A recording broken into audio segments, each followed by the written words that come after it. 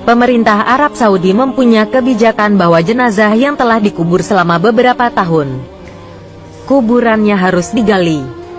Tulang belulang jenazah kemudian diambil dan disatukan dengan tulang belulang mayat lainnya.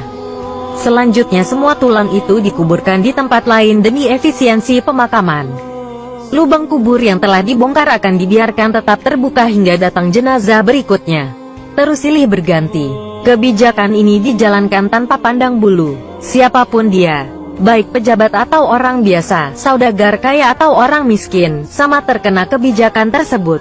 Inilah yang juga menimpa makam Syekh Nawawi Al-Bantani, tahun 1813 sampai tahun 1898. Satu ulama yang mengharumkan nama Indonesia di Tanah Suci. Kuburnya regenap berusia 3 tahun. Datanglah seorang petugas dari pemerintah kota Makkah untuk menggali kuburnya.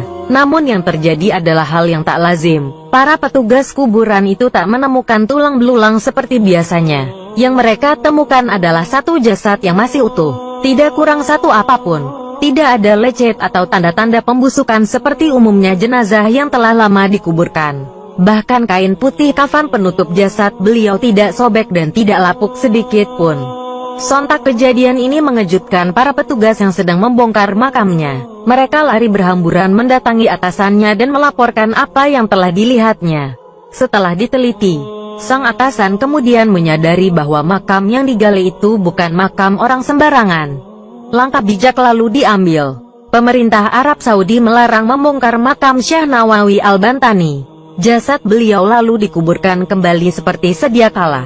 Hingga sekarang makam beliau tetap berada di Makkah. Syekh Nawawi Al-Jawi Al-Bantani, tahun 1813 sampai tahun 1898. Nama lengkapnya ialah Abu Abdul Mukti Muhammad Nawawi bin Umar bin Arabi Al-Jawi Al-Bantani. Ia dilahirkan di Tanara, Serang, Banten, pada tahun 1230 1813 m. Ayahnya seorang tokoh agama yang sangat disegani. Syekh Nawawi Al-Jawi Al-Bantani merupakan turunan ke-13 dari Wali Allah Kanjeng Sunan Gunung Jati, Cirebon. Ia masih punya hubungan nasab dengan Maulana Syarif Hidayatullah atau Sunan Gunung Jati Cirebon, dari keturunan Raja Banten Sultan Maulana Hasanuddin yang merupakan anak dari Sunan Gunung Jati, Cirebon. Pada usia 15 tahun, Nawawi muda pergi belajar ke Tanah Suci Mekah, karena saat itu Indonesia yang namanya masih Hindia Belanda dijajah oleh Belanda, yang membatasi kegiatan pendidikan di Nusantara.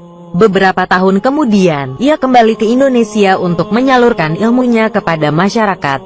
Tak lama ia mengajar, hanya 3 tahun, karena kondisi Nusantara masih sama, di bawah penjajahan oleh Belanda, yang membuat ia tidak bebas bergiat. Ia pun kembali ke Makkah dan mengamalkan ilmunya di sana, terutama kepada orang Indonesia yang belajar di sana. Banyak sumber menyatakan Syekh Nawawi wafat di Makkah dan dimakamkan di Malah pada tahun 1314 1897 m. Namun menurut Al-A'lam dan Mu'jam Mu'allim, dua kitab yang membahas tokoh dan guru yang berpengaruh di dunia Islam, ia wafat pada 1316 1898 m. Syekh Nawawi Al-Bantani adalah satu dari 3 ulama Indonesia yang mengajar di Masjid Al-Haram di Makkah Al-Mukarramah pada abad ke-19 dan awal abad ke-20. Dua yang lain ialah muridnya, Ahmad Khatib Minangkabau dan Syekh Mahfuz Termas. Ini menunjukkan bahwa kealiman dan ilmunya sangat diakui tidak hanya di Indonesia, melainkan juga di semenanjung Arab. Syekh Nawawi sendiri menjadi pengajar di Masjid Al-Haram sampai akhir hayatnya, yaitu sampai 1898. Lalu dilanjutkan oleh kedua muridnya itu. Wajar jika ia dimakamkan berdekatan dengan makam istri Nabi Muhammad, Sayyidah Khadijah radhiyallahu Makkah. Syekh Nawawi Al-Bantani mendapatkan gelar Sayyidu Ulama Al-Hijaz yang berarti sesepuh ulama Hijaz, atau guru dari ulama Hijaz atau akar dari ulama Hijaz.